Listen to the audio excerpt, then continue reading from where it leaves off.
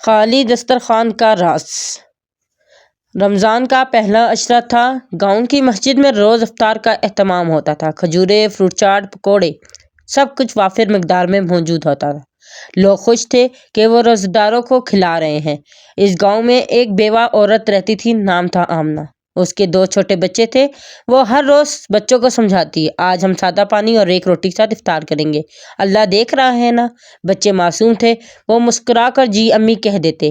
ایک دن مسجد کے امام صاحب نے دیکھا کہ آمنہ اور اس کے بچے افطار پر نہیں آتے۔ انہوں نے چپکے سے اس کے گھر جا کر دیکھا، آخر بات کیا ہے؟ دسترخوان پر صرف خشک روٹی اور پانی تھا۔ امام صاحب کی آنکھیں نم ہو گئی۔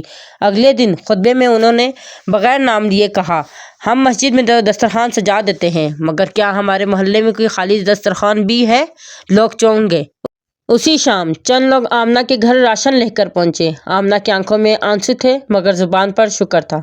اس نے بچوں سے کہا، دیکھا، اللہ نے ہماری خاموش دعا سن لی۔ رمضان کے آخری جمعے کو امام صاحب نے آیت سنائی۔ ترجمہ: اور جو بھلائی تم اپنے لیے آگے بھیجو گے، اسے اللہ کے پاس موجود پاؤ گے۔ اس دن گاؤں والوں کو احساس ہوا کہ رمضان صرف بھرا ہوا دسترخوان نہیں، بلکہ کسی خالی دسترخوان تک پہنچنا ہے۔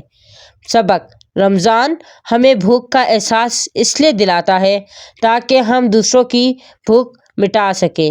اس لیے کوشش کیجیے کہ رمضان میں لوگوں کے دسترخوان کو سجائیں۔